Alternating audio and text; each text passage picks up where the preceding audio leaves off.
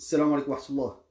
إن الحمد لله نحمده ونستعينه ونستغفره ونعوذ بالله من شرور أنفسنا ومن سيئات أعمالنا. من يهده الله فلا مضل له ومن يضلل فلا هادي له، وأشهد أن لا إله إلا الله وحده لا شريك له، وأشهد أن محمدا عبده ورسوله وصفيه وخليله، بلغ الرسالة وأدى الأمانة ونصح الأمة وتركنا على المحجة البيضاء ليلها كنهارها لا يزيغ عنها إلا هالك، فصلى الله عليه وعلى آله وصحبه ومن سار على دربه واستنى بسنته إلى يوم الدين. يا أيها الذين آمنوا اتقوا الله حق تقاته ولا تموتن إلا وأنتم مسلمون. يا أيها الناس اتقوا ربكم الذي خلقكم من نفس واحدة وخلق منها زوجها وبث منهما رجالا كثيرا ونساء، واتقوا الله الذي تساءلون به والأرحام إن الله كان عليكم رقيبا. يا أيها الذين آمنوا اتقوا الله وقولوا قولا سديدا يصلح لكم أعمالكم ويغفر لكم ذنوبكم ومن يطع الله ورسوله فقد فاز فوزا عظيما. حيا الله الجميع. Je vous souhaite tous la bienvenue à cette halaqa qui est légèrement en retard. Inch'Allah, on va essayer de passer à travers ce sujet qui est celui de l'heure, le coronavirus. On a déjà vu il y a 2 semaines 7 erreurs à éviter. Aujourd'hui, le titre de cette conférence, c'est le monde à l'ère du coronavirus, entre passivité et récupération, récupération avec un S bien sûr à la fin. Je vais tout d'abord, avant de commencer, expliquer brièvement le choix. Pourquoi j'ai choisi de parler de ce sujet et à travers cet angle particulier qui est celui de la récupération ou je dirais la passivité des gens. C'est que le coronavirus, qui est une chose nouvelle, une maladie qui tue et qui est mondiale, c'est une pandémie, soulève beaucoup de questionnements à travers la population. Et elle sème en même temps une peur. Et vous savez très bien que la peur annule, affaiblit non seulement le système immunitaire, mais aussi le système d'autodéfense intellectuelle. La personne qui a peur a tendance à vouloir trouver une certaine sécurité, une certaine quiétude. Et elle est prête pour cela à faire des concessions. Et je dirais que quand on est vulnérable et qu'on est prêt à faire des concessions, automatiquement, comme le dit le dicton, l'occasion fait le larron. Il y a des gens qui vont en profiter. Et c'est normal qu'ils en profitent. Parce que ça, c'est, subhanallah, je dirais la nature humaine. Alors, juste pour mettre tout le monde à bord, je vais commencer par un article. Comme ça, Inch'Allah, les frères et les sœurs auront le temps de se connecter. Et cet article a été publié par la revue prestigieuse américaine Foreign Affairs le 20 mars dernier. Le titre était How the World Will Look After the Coronavirus Pandemic. How the World Will Look. C'est-à-dire comment le monde sera-t-il après la pandémie du coronavirus. Et la revue Foreign Affairs a demandé à 12 penseurs, le sous-titre c'était The Pandemic Will Change the World Forever. Donc cette pandémie va changer le monde pour toujours. We asked 12 leading global thinkers for their predictions. Alors ils ont demandé à 12 grands penseurs mondiaux leurs prédictions. Comment sera le monde après le coronavirus? Alors regardez, nous on est en train de parler du monde à l'ère du coronavirus, mais déjà Foreign Affairs a demandé à 12 penseurs ce qu'ils pensent du monde qui sera post-coronavirus. Je vais commencer par énumérer quelques idées qui ont été avancées par ces chercheurs. Le premier, c'est Stephen Martin Walt. C'est un prof américain en relations internationales à la Kennedy School of Government de Harvard. Il a obtenu son doctorat en 83 en sciences politiques de l'Université de Californie à Berkeley. Donc, lui, ce qu'il dit grosso modo, il dit que le monde post-coronavirus sera un monde moins ouvert, moins prospère. Alors, et il dit que surtout, the main idea, l'idée pour lui la plus importante, c'est que cette pandémie va renforcer l'État-nation. Elle va renforcer le nationalisme, bien sûr au détriment de la mondialisation, de l'ouverture et tout. Il dit que les gouvernements de tout type vont adopter des mesures d'urgence pour gérer la crise. Et beaucoup hésiteront à renoncer à ces nouveaux pouvoirs lorsque la crise sera terminée. Donc, les gouvernements vont déclarer l'état d'urgence, des couvre-feux, vont réduire les libertés individuelles, les libertés civiles, ils vont imposer à la population des confinements, certaines régions seront confinées, des ponts seront coupés, et par la suite, il va dire ces gouvernements, pas tous, mais plusieurs, vont hésiter à renoncer à ces nouvelles mesures d'urgence. Il dit aussi que le Covid-19, le coronavirus, va accélérer le transfert du pouvoir et de l'influence de l'Ouest, du monde occidental, c'est-à-dire les États-Unis et l'Europe, vers l'Est. Plus précisément la Chine, mais aussi la Corée du Sud et Singapour. Mais surtout la Chine. Alors, il dit que la Chine a très bien réagi, malgré quelques premières erreurs, et que la réponse de l'Europe et de l'Amérique a été lente, aléatoire par comparaison avec la Chine, ce qui a terni l'aura. Vous savez, dans le monde, ces gouvernements, ces États, ces pays, parlons de pays, parce que ce n'est pas seulement le gouvernement ou l'État, ces pays qui dirigent le monde, vendent avant tout une marque déposée. Les gens achètent américain.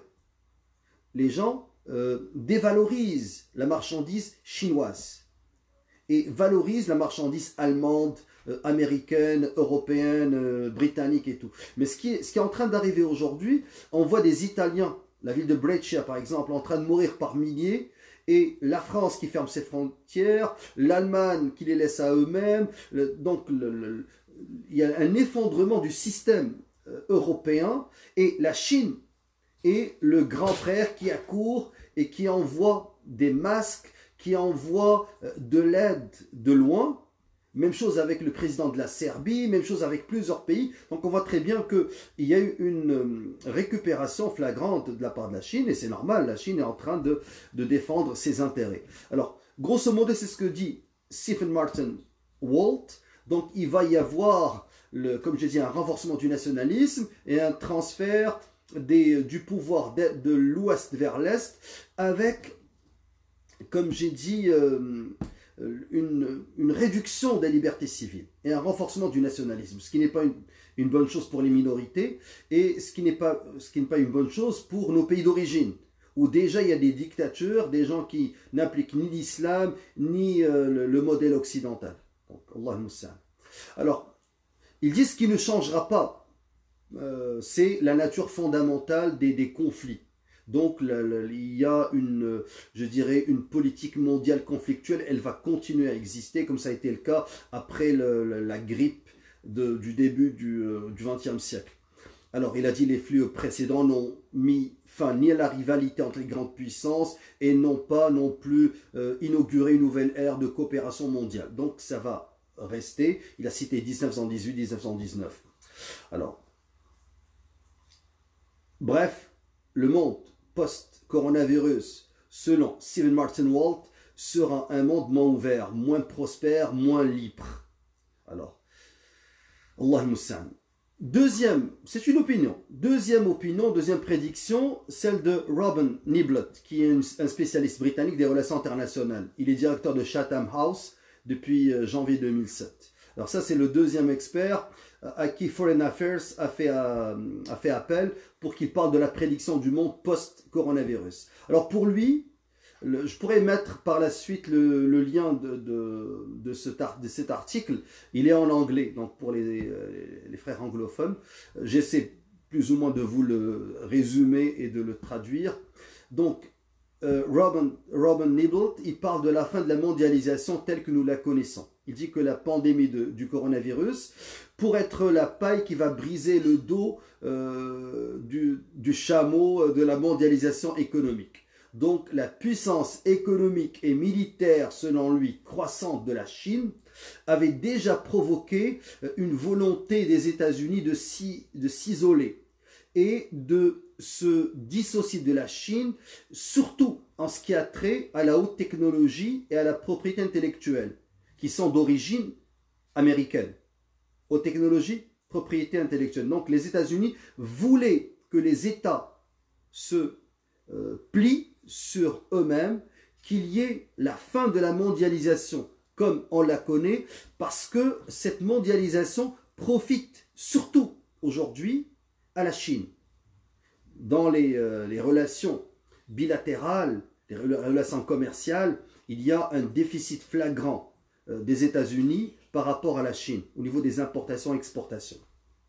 Je vais vous mettre un documentaire qui parle de ce bras de fer, qui va parler de cette guerre entre la Chine et les États-Unis. Le documentaire est à peu près de 45 minutes et fait assez cocasse. Le sous-titre, le documentaire date de l'année dernière, c'était quand les États-Unis et la Chine sont en guerre, c'est tout le monde qui éternue. Alors, si vous avez le temps pour le voir, vous allez voir que le coronavirus a surgi en pleine guerre américaine-chinoise sur le commerce international et qu'il y a eu un premier accord et que c'était la phase A. Donc il reste la deuxième phase et ils ne sont pas encore rendus à cette deuxième phase. Voilà que le coronavirus a surgi. Bien sûr, ça va alimenter les partisans du complotisme, de la théorie des complots, mais faites attention. Et je vais parler de la théorie du complot.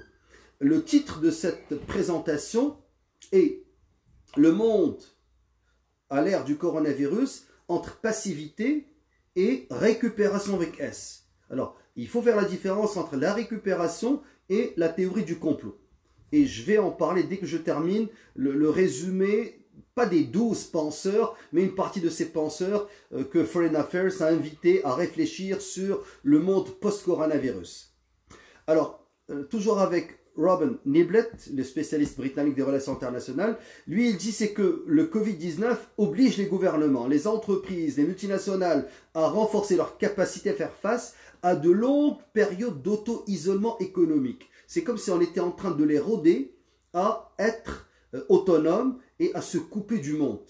Donc les gens consomment, c'est vrai, mais ils commencent à faire des réserves et on est en train de tester les sociétés. Le président Macron a dit on est en guerre. Les Américains utilisent aussi, je dirais, un lexique belliqueux. C'est comme si c'était une guerre contre qui? Contre un virus. Est-ce qu'il n'y a pas des maladies qui tuent plus? Oui, le cancer tue plus. Est-ce que la grippe tue plus? Oui, l'influenza tue plus. Alors, comment se fait-il qu'il y a les armées qui sont dans en train d'aider Je ne veux pas que vous sombriez dans la théorie du complot, mais ce que je suis en train de vous dire, c'est que Robin Niblet nous dit, c'est que les gouvernements sont en train d'utiliser, de récupérer cette crise pour revenir à un repliement. Ce repliement, il est stratégique parce qu'il profite à l'Occident par rapport à la force émergente qui est la Chine. Alors, il dit aussi qu'il faudrait une énorme autodiscipline pour que les dirigeants politiques soutiennent la coopération internationale et ne se replient pas dans une compétition géopolitique manifeste. Alors, je vais passer à un troisième penseur, Kishore Mahbubani, qui est un universitaire, ancien diplomate singapourien. Il vient de Singapour et il a été ministre des Affaires étrangères de 1971 jusqu'à 2004 et il était le représentant permanent. Il est le représentant permanent de Singapour dans les Nations Unies.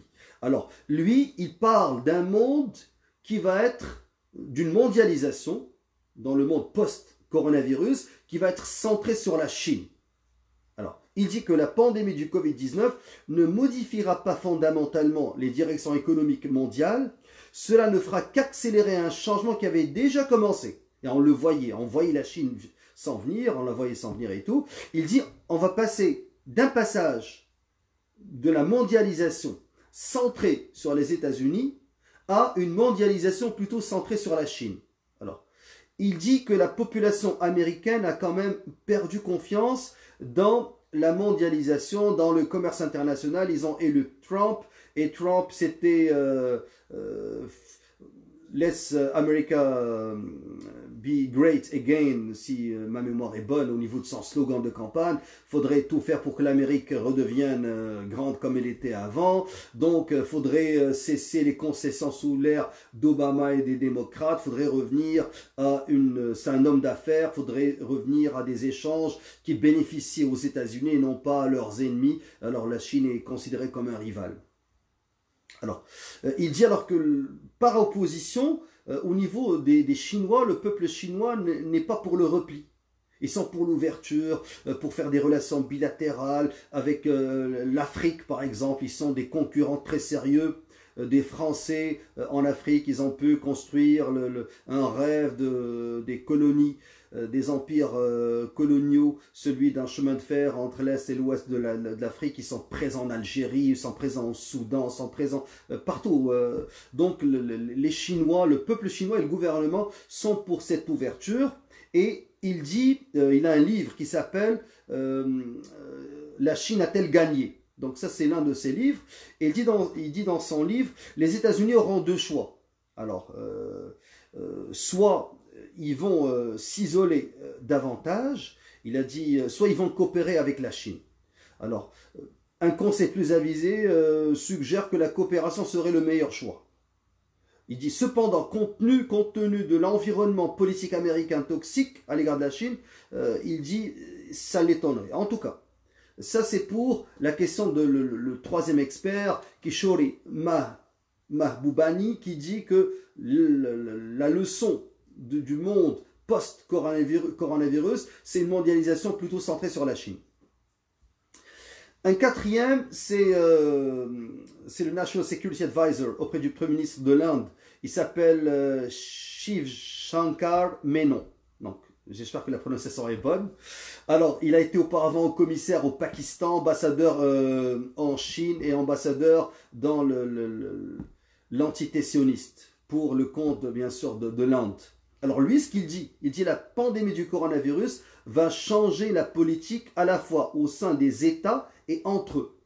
Donc il parle d'un nouveau monde. Il dit comme le 11 septembre, ce grand événement a changé le monde, on est passé, c'est le passage du 20e au 21e siècle, il dit que le coronavirus maintenant va avoir un impact majeur au sein des États et entre les États.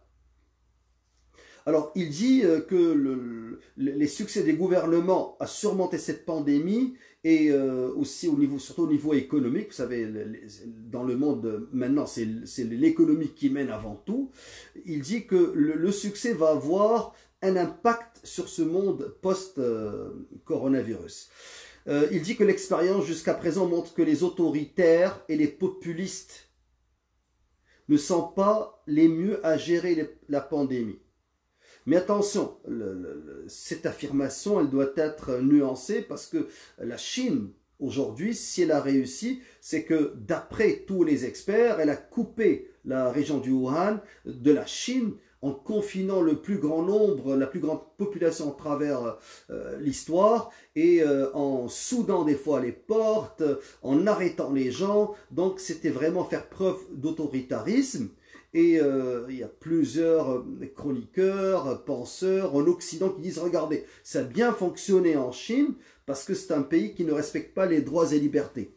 Et ici, on ne peut pas confiner les gens, on ne peut pas les empêcher de sortir. Si on peut le faire, peut-être pour une courte période, il faut penser aussi aux entreprises, à l'économie. » Alors, ce qui est en train de se faire, il y a une réflexion de société. Est-ce qu'on ne devrait pas réduire les libertés civiles et adopter le modèle chinois qui va supplanter le modèle américain. Le modèle américain, c'était freedom, la liberté. Point. Les Chinois, c'est pas la liberté. Les Chinois, c'est vraiment le repli nationaliste. Chaque peuple doit gérer, chaque État doit gérer son pays de la manière qu'il veut. Donc, il y a moins d'intrusion dans les politiques des autres. Mais faites attention, connaissant nos pays d'origine, qui sont à la base des dictatures, connaissant maintenant l'Occident, où les minorités musulmanes, déjà avec les chartes et les droits et les ententes internationales, ces minorités ont du mal à faire respecter leurs droits, je dirais que le monde post-coronavirus n'est pas très rassurant. Allah al-Musta'an. Autre penseur, cette fois c'est une femme, c'est Kori Sheikh, elle est directrice générale adjointe de l'Institut international d'études stratégiques. Elle a occupé plusieurs postes élevés au sein des départements américains, Department of Defense, département de la défense et Conseil de sécurité nationale aux États-Unis. Elle, ce qu'elle dit que les États-Unis ont échoué au test de leadership. Donc les États-Unis ne seront plus considérés comme un leader international. Pourquoi? En raison de l'intérêt personnel étroit de leur gouvernement et de leur incompétence manifeste et maladroite. Elle parle bien sûr de l'incompétence de Trump. Les effets mondiaux de cette pandémie auraient pu être considérablement atténués en faisant en sorte que les États-Unis fournissent davantage d'informations, ce qui aurait permis à la société et aux autres gouvernements de se préparer et qu'on n'ait pas je dirais le calvaire et puis la situation critique qu'on a eue en Espagne, à Madrid. C'est incroyable, allez-y voir les hôpitaux, il y a des médecins qui ont filmé la souffrance humaine. Il y a une infirmière qui a fait une vidéo, subhanallah, où est-ce qu'elle disait que maintenant c'est à l'infirmier de prendre la décision de débrancher des personnes âgées pour sauver d'autres. Et que ce qui est en train d'arriver dans les hôpitaux de Madrid est vraiment, je dirais, un massacre. Même chose à Brescia, en Italie. Alors, le Kori Sheikh, elle dit que ça, c'est la fin de je dirais, du leadership américain.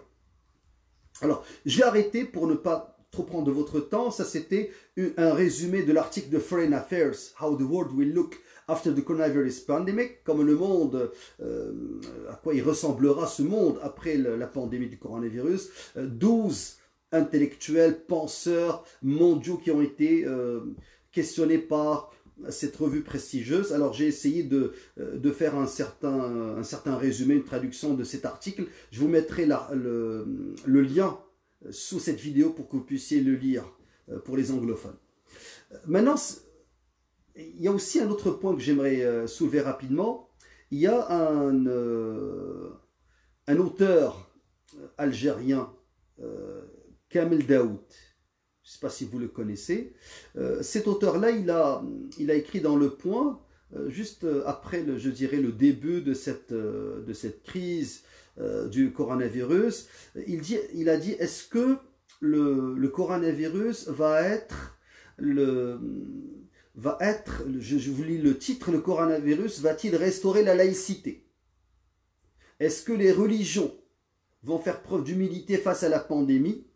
Il a dit, lui, les religions font preuve d'humilité face à la pandémie. Quant à l'islamisme, il a peut-être rencontré une souche plus féroce que lui. Donc lui, il compare l'islamisme à un virus et dit que le coronavirus l'a battu. Qu'est-ce qu'il entend par l'islamisme? Il entend bien sûr l'islam comme il a été révélé au prophète alayhi salatu wassalam. L'islam dans sa globalité politique, économique. Alors, lui, il dit que l'islam et les autres monothéismes se sont enfin convertis au bienfait de la pratique dans l'intimité.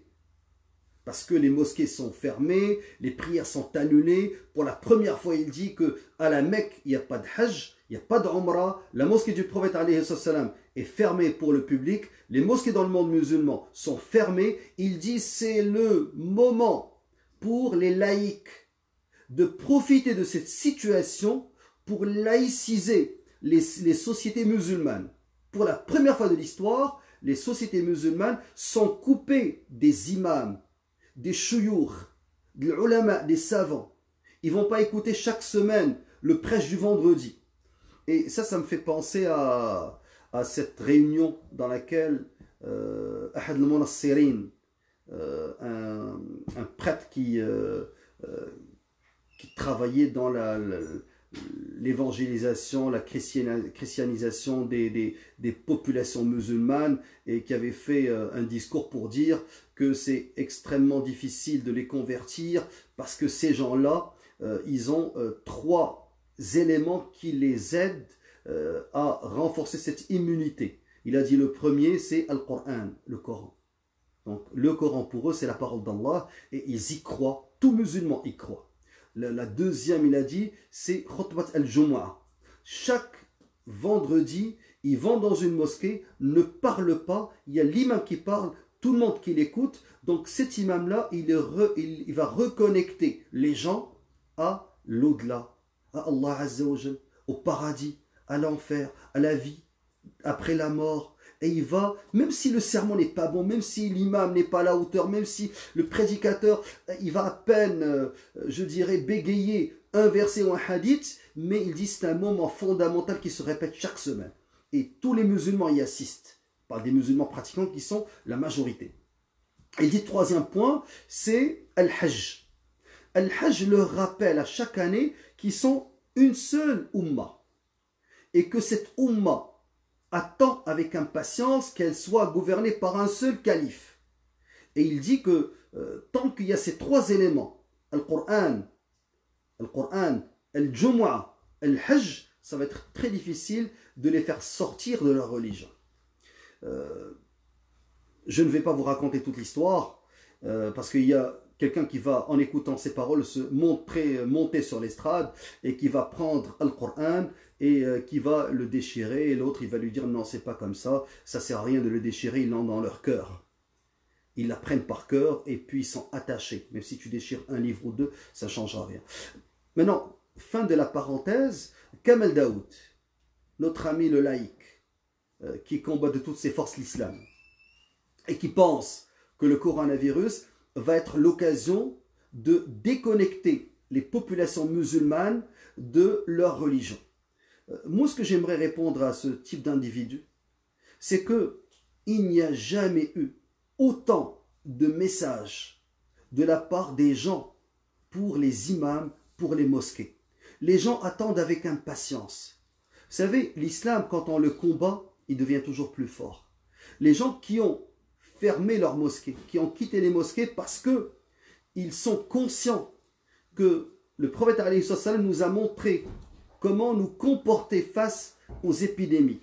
Que si on est dans un pays, il ne faut pas le quitter. Que si on est à l'extérieur, il faut rentrer dans ce pays. Donc, cette question de l'hajr al-sahhi, cette question de confinement sanitaire qui existait en islam, bien sûr, nous, on n'était pas d'accord avec l'idée de fermer toutes les mosquées, mais on était plutôt avec l'opinion juridique. Et ça, c'est shihad.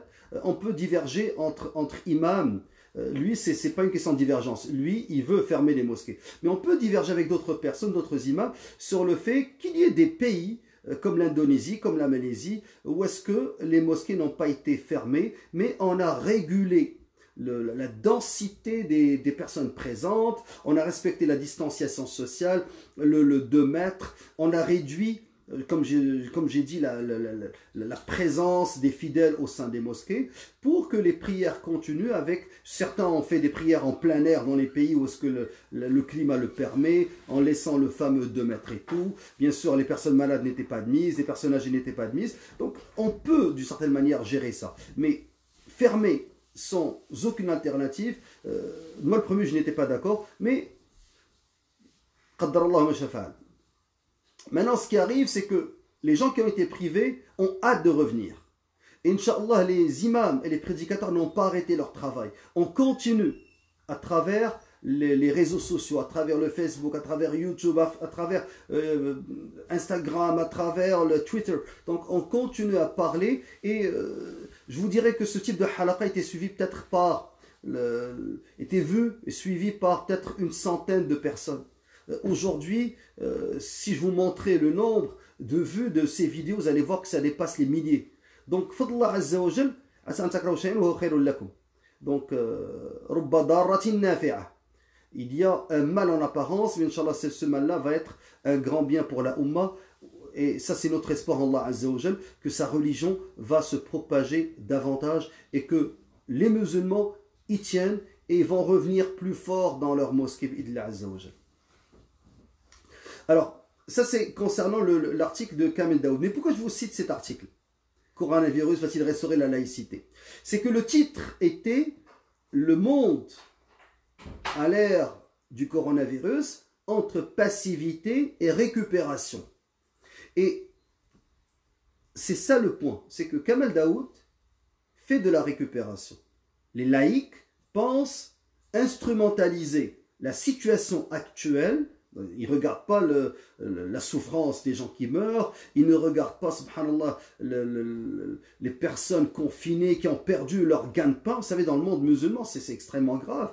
Vous avez des bidonvilles, vous avez des quartiers populaires à Casablanca, à Alger, en Tunisie, en Jordanie, dans le monde musulman, et même ailleurs, en Amérique latine, dans les favelas. Au Brésil, dans les quartiers populaires en Colombie, vous avez des gens qui vivent la misère parce que ces gens-là, ce n'étaient pas des salariés, ils ne recevaient pas un salaire mensuel, ils travaillaient, vivaient au jour le jour, et maintenant ils sont confinés chez eux, ne peuvent plus aller vendre leurs légumes dans le souk du quartier ou du village, ne peuvent plus aller pêcher. Je connais des personnes qui s'en allaient pêcher chaque jour. Maintenant, ils sont chez eux. Ils avaient des grands-mères qui avaient besoin de médicaments. Ils avaient des enfants qui étaient suivis par des médecins. Tout s'est arrêté. Alors, ces gens-là ne voient pas cette misère. Tout ce qui les intéresse, c'est comment instrumentaliser le coronavirus pour laïciser davantage les populations musulmanes. Allah al-Musta'an. Et c'est de la récupération. Comme l'article que je vous ai résumé de Foreign Affairs, qui parlait de l'instrumentalisation de ce qui se passe aujourd'hui à travers le monde par les États.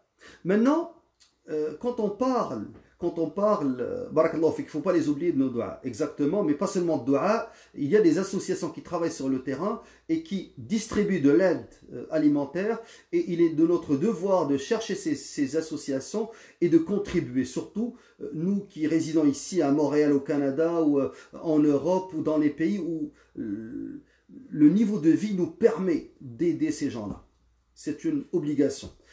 Donc maintenant, j'aimerais aborder un point important qui est celui de la théorie du complot. Le conspirationnisme. Alors, il faudrait aussi faire très attention. Avoir un sens critique ne devrait pas nous pousser à sombrer dans la théorie du complot. Et je m'explique. Plusieurs jeunes, plusieurs musulmans, plusieurs personnes instruites, naturellement, réfléchissent sur les causes. Et vous avez vu très bien que le président américain répète à chaque fois le virus chinois. Le virus chinois, c'est la Chine qui a provoqué l'éclosion de ce virus. Le ministre des Affaires étrangères chinois a répliqué, il a rétorqué, non, c'est un virus qui a été fait par la CIA, qui a été, je dirais, développé par l'armée américaine, et la Chine en a souffert. Il y avait des jeux olympiques, je pense, pour les militaires. Les militaires américains n'ont pas remporté beaucoup de médailles. Il y a plusieurs nouvelles informations qui ont été diffusées par la Chine pour se défendre, comme quoi ce n'est pas elle qui l'a mis au point. Et je dirais que dans ce genre de recherche de la source, des causes, des événements qui dépassent notre entendement, ce qu'il faut faire, au lieu de perdre notre temps à chercher les causes, parce que généralement, vous savez ce que nous apprend la sociologie, c'est que les grands événements, généralement, n'ont pas une cause. Ils ont plusieurs causes. Et ça serait réducteur et simpliste que de penser que la Première Guerre mondiale a été déclenchée suite à une seule cause. Que le 11 septembre a eu lieu à cause d'une seule cause. Donc, tous les grands événements de l'histoire, généralement, n'ont pas une seule cause. Et quand on commence à réfléchir et à émettre des hypothèses, on peut avoir plusieurs variables. Et dans un modèle sociologique, quand on a ces variables-là, comment attribuer à une variable 80%, 60%, 40%? Sur quelle base? Moi, je vous dis, c'est une perte de temps. Ne cherchez pas les causes. Ne cherchez pas les causes. Ne tombez pas dans l'excès de la théorie du complot. Cherchez plutôt ceux qui font de la récupération. Et mieux que ça, soyez de ceux qui utilisent chaque événement pour faire avancer leur cause. Et c'est ça le monde. Je ne dis pas qu'il ne faut pas aider, ce n'est pas ça mon propos. Mon propos, c'est que tout le monde maintenant essaie d'instrumentaliser cette cause. Le musulman, comme vous avez pu le voir, il y a des médecins qui ont donné leur vie pour défendre, pour lutter contre le virus et sauver celle des malades. Il y a des personnes dans le monde musulman aujourd'hui qui sont en train de distribuer de la nourriture aux personnes les plus défavorisées. Donc, soyez des acteurs du changement. Ne perdez pas votre temps à regarder des vidéos sur les théories les plus folles, les théories conspirationnistes. Wallah, c'est une perte de temps. Regardons vers l'avant. Analysons ceux qui font de la récupération. Soyons attentifs à la réduction ou l'annulation de nos libertés dans ce climat de la peur. Vous savez, la politique de la peur fait en sorte que les gens sont plus enclins à faire des concessions quant à leur liberté fondamentale parce qu'ils se disent que le gouvernement est en train de nous défendre. Il faudrait faire attention. Maintenant, la théorie du complot, qu'est-ce qui la motive? Généralement, ce qui la motive, c'est une quête de sens. Et généralement, c'est une quête de sens collectif. Il y a aussi la question de la montée en puissance envers les autorités, envers les versions officielles. Quand les gens sont habitués à douter de leur gouvernement et ils sont méfiants envers les multinationales, méfiants envers les compagnies pharmaceutiques. Est-ce qu'ils sont en train d'utiliser ce virus pour vendre le vaccin? Vous savez, la compagnie qui va découvrir le vaccin va faire des milliards de dollars de profit. Alors, qu'est-ce qui motive ces théories? C'est qu'on est conscient de ça. Mais maintenant, il y a un point que j'aimerais mettre de l'avant. Il ne faut pas qu'on bascule dans une logique conspirationniste. Il faudrait que qu'on fasse une analyse, il faudrait que cette analyse ne devienne pas une analyse qui soutient qu'il y a des puissances qui sont en train de diriger le monde. Le monde est dirigé par Allah Azza wa Jal. Il n'est dirigé ni par Moscou, ni par Washington, ni par Pékin. Ces pays-là font des plans, oui. Ils complotent, certes, et ils veulent atteindre ces plans-là, et c'est tout à fait normal. Ils cherchent l'hégémonie mondiale, je parle des puissants de ce monde, mais cela ne veut pas dire qu'ils ne vont pas rencontrer des garde-fous, qu'ils ne vont pas rencontrer des oppositions. Néanmoins, si on dit ça, il ne faudrait pas non plus être aveugle quant aux intérêts des élites, des multinationales, des lobbies, des banques, des compagnies pharmaceutiques, des compagnies qui travaillent dans le secteur du pétrole. Alors, il y a, je dirais, un certain équilibre entre le déni qu'il n'y a pas de planification, qu'il n'y a pas de complot entre des sociétés, des multinationales, et entre le fait de verser dans le complotisme, il y a un juste milieu qui est celui d'avoir un sens critique, ne pas se pencher sur les causes qu'on ignore et analyser plutôt ceux qui font de la récupération. Parce que c'est plus facile de voir ceux qui font de la récupération qui profitent des crises que ceux qui les ont créées. Chercher ceux qui les ont créés est une perte de temps. La politique de la peur. Dès le début du XXe siècle, il y a un journaliste écrivain célèbre qui s'appelle Henry-Louis Mencken. Lui, il avait dit que le but de la politique est de garder la population inquiète. Et donc on demande d'être mise en sécurité. Soit en la menaçant d'une série ininterrompue de monstres, tous étant imaginaires. Donc, en la menaçant d'une série de... Donc, il faudrait toujours entretenir... Et d'ailleurs, il y a un autre prof qui s'appelle Frank Furedi, un prof de sociologie de l'université de Kent. Il a écrit un livre qui s'appelle Politics of Fear. donc la politique de la peur. Et lui, ce qu'il dit, c'est que les gouvernements vont volontairement faire peur à leur population pour mieux les manipuler. On retrouve cette expression politics of fear après le 11 septembre chez plusieurs critiques de la politique de Bush. Mais je dirais cette tendance n'est pas nouvelle, parce qu'on a juste à retourner un petit peu en arrière avec le macartisme, parce qu'il y avait une chasse aux sorcières, celle des communistes aux États-Unis. Il y avait eu au début, à la fin, au 19e siècle, le fameux péril jaune.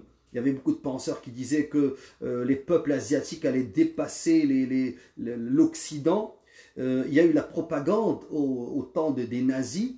Donc la politique de la peur est présente. C'est pas un complot. Il y a même Janet Napolitano, qui était secrétaire de la sécurité intérieure des États-Unis. Elle avait affirmé en 2009 que le gouvernement Obama souhaite sortir de la politique de la peur. Donc, elle nommait cette responsable de l'administration américaine, l'ère Bush, comme étant une ère de la peur. Alors, dans un livre qui s'appelle Propaganda, Edward Bernays expliquait en 1928 que la mentalité collective n'est pas guidée par la pensée, mais par l'impulsion, l'habitude ou l'émotion. Alors, ça c'est la mentalité collective. Donc, il est très facile pour les gouvernements d'instaurer la panique, la peur. Vous savez, les médias, prenons ce qui se passe maintenant. Est-ce que vous entendez encore parler de Idlib? Non. La guerre au Yémen? Non plus. Tout s'est arrêté. Tout maintenant parle du coronavirus. Les nouvelles ne parlent que du coronavirus. Alors, si on faisait la même chose et qu'on remplaçait le coronavirus par exemple, le sida, ou si on le remplaçait par la grippe, vous allez voir qu'il y a des morts. Là, vous allez me dire, c'est pas pareil, parce que ça, c'est une épidémie, certes, c'est une épidémie, mais c'est une épidémie qui tue moins. Et est-ce qu'on n'a pas le droit de nous poser des questions? Il y avait un article dans la presse de cette semaine que j'ai partagé sur la page du collectif, et justement qui parlait 2 mois, 12 mois, on peut peut-être déboucher sur une crise mondiale. Il a posé ce type de questionnement, qu'on peut être d'accord avec lui ou pas. Twitter a supprimé ses tweets et a dit que ce message-là est en contradiction avec l'éthique du réseau social, Twitter. Alors imaginez. Alors, l'article dont je voulais vous parler, c'était celui d'une chroniqueuse de la presse qui a parlé d'une déclaration du ministre ici de la Santé qui a comparé les journalistes à des pigeons. Alors, le titre c'est Pigeon ou Pitbull, pour ceux qui voudraient le lire. Alors, dans cet article, ce qu'elle dit, je pense que c'est Isabelle Haché, si ma mémoire est bonne, elle dit le taux d'approbation de François Legault pour les francophones et nos frères africains, les Européens en général, et les Africains, c'est le Premier ministre ici du Québec. Elle dit le taux d'approbation atteint des sommets auxquels nous ont plutôt habitués les dictateurs africains ou soviétiques, 88% selon un sondage, la semaine dernière. Alors, il incarne une figure rassurante vers laquelle le peuple se tourne en masse. C'est vrai que nous sommes en guerre. Ce n'est pas le temps de s'entre-déchirer. Alors, ça c'est la concession. Maintenant, elle dit, regardez, elle commence à poser des questions. Elle dit, en date du lundi 30 mars, le Québec comptait 3430 cas confirmés et 25 morts. La courbe ne s'aplatit pas, en tout cas pas encore. L'a-t-on échappé quelque part? Qu'est-ce qui se passe? Pourquoi la courbe n'est pas en train de s'aplatir? Pourquoi le Québec tient ses projections secrètes? Elle pose des questions. Comment expliquer le retard dans les tests? L'engorgement de la ligne InfoSanté? Les hôpitaux manqueront-ils de masques, de respirateurs artificiels, de lits aux soins intensifs? Il n'y a pas de transparence. Elle dit que ce sont des questions légitimes, cruciales. Alors que l'Assemblée nationale a suspendu ses travaux, il ne reste que les journalistes. Là, c'est dans une province où les journalistes font plus ou moins leur travail. Bien sûr, eux aussi, ils ont leur affiliation. Ils sont soit pro-Desmarais, soit pro-Québécois. Alors, bien sûr, il y a toujours ceux qui ont un certain sens critique, qui osent questionner, mais la tendance générale, c'est que les médias de masse, étant donné le financement, étant donné la publicité, ne sont pas non plus je dirais, des médias indépendants, objectifs à 100%. Mais au moins, ils font leur travail. Alors, poser ce genre de questions légitimes n'équivaut pas à verser dans le complotisme. Au contraire, ce type de questionnement, il faut le poser. Maintenant, que nous dit Al-Qur'an, Al-Qur'an al-Karim? Dans le Coran, on trouve qu'il y a plusieurs complots. Allah Azza wa Jalla dit وَلَا يَزَالُونَ يُقَاتِلُونَكُمْ حَتَّى يَرُدُّوكُمْ عَنْ دِينِكُمْ إِنِ اسْتَطَاعُوا. Alors, Allah Azza wa Jalla nous dit qu'ils ne vont pas cesser de vous combattre jusqu'à ce qu'ils vous retournent ils vous sortent de votre religion s'ils le peuvent. Allah nous dit dans Surat Al-An'am وَكَذَلِكَ جَعَلْنَا فِي كُلِّ قَرْيَةٍ أَكَابِرَ مُجْرِمِيهَا لِيَمْكُرُوا فِيهَا وَمَا يَمْكُرُونَ إِلَّا بِأَنفُسِهِمْ وَمَا يَشْعُرُونَ. Et c'est ainsi, nous fîmes à chaque cité de grands criminels qui y ourdissent des complots, mais ils ne complotent que contre eux-mêmes et ils n'en sont pas conscients. Donc le Coran nous dit qu'il y a un complot qui est fait contre les croyants. Et il parle de chaque cité, les plus grands criminels, c'est les gens qui ont le pouvoir.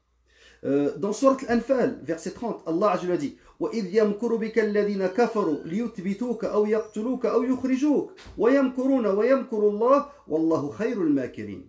Donc, ton peuple, il parle du prophète alayhi salam, ils sont en train de comploter contre toi pour لِيُثْبِتُوكَ, c'est-à-dire qu'ils t'attachent, ils t'emprisonnent, أَوْ يَقْتُلُوكَ, pour qu'ils te tuent, ou pour qu'ils t'exilent. Et ils complotent, et Allah est le plus fort en stratagème, en complot. Alors, aussi on a dans la Sira, le fameux Masjid Dirar, lorsque le prophète alayhi salam a voulu aller combattre Rome, les Byzantins, dans Ghazwat Tabouk, il y a un groupe autour d'un homme qui se faisait appeler Abu Amir al-Rahib, et Abu Amir le moine. Le prophète alayhi salam l'appelait Abu Amir al-Fasiq, donc Abu Amir le pervers. Et lui, c'est cet homme-là, il complotait contre le prophète alayhi salam, il s'était converti au christianisme dans le Jahiliya, et il avait lu l'Ancien Testament, les livres de ceux qui nous ont précédés, et il était un noble auprès de Al-Khazraj, qui est une tribu, des deux tribus de Médine, Al-Aws et Al-Khazraj, et lui, il est parti au Sham, il a commencé à comploter avec un groupe, et il leur a dit, voici ma stratégie, mon complot. Il leur a dit, construisez une mosquée. Il y a la mosquée du prophète alayhi salam, faites-en de même. Construisez une autre mosquée et demandez au prophète alayhi salam de venir guider la prière dans cette mosquée. Et quand ils vont aller combattre, vous n'allez pas combattre, dites, nous on est en train de faire mieux. On est en train de construire une mosquée, et dans cette mosquée on va accueillir lors des nuits froides et pluvieuses les pauvres, on va faire da'wah. Et plus que ça, ils ont dit, on va demander au prophète alayhi salatu wassalam d'être celui qui va guider la prière dans cette mosquée. Alors regardez, subhanallah, c'est un vrai complot. Et Allah Azza wa Jal a dit à son prophète, La taqum fihi abada, la masjidun ussisa ala taqwa min awwal yawmin ahaqqu an taquma fihi rijal yuhibbuna an yatatahharu wallahu yuhibbu al-mutatahhirin. Ou wallahu yuhibbu al-mutahhirin. Alors, Allah Azza wa Jalla a dit à son messager, n'accomplis jamais la salat là-bas, ne va pas prier dans cette mosquée. Il est bien sûr plus convenable d'accomplir la salat, la prière, à la mosquée qui a été depuis le premier jour installée, érigée, là-bas sur la base de la piété. Il y a là-bas des gens, des hommes, qui aiment se purifier, c'est-à-dire purifier leur cœur. Alors, ce que je suis en train de vous dire, c'est que les complots ont existé en islam. L'islam ne nie pas le fait qu'il y ait des complots, et nous ne nions pas qu'il y ait des complots, mais il ne faudrait pas tomber dans la théorie du complot, dans la mentalité du complot.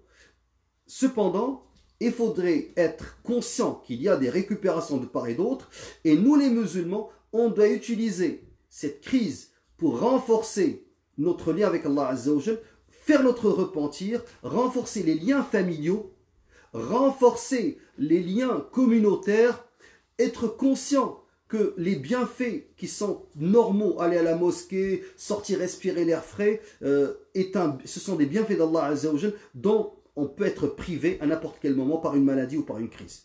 Donc c'est tout ce que je voulais dire.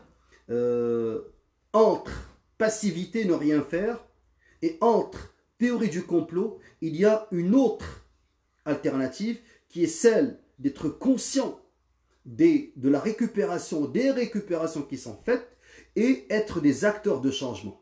Qu'Allah Azza wa Jal fasse qu'on soit de ces acteurs-là. Subhanakallah bihamdik, ashhadu an la ilaha illa anta, astaghfiruka wa atubu ilayk. Je vous demande de partager la vidéo, barakallahu fikum, ici et sur le YouTube, où est-ce qu'il y a ma chaîne, je vais vous mettre la vidéo. Rendez-vous lundi, Inch'Allah, pour le 3e cours sur les 200 questions-réponses en Aqidah. Assalamu alaikum wa rahmatullah.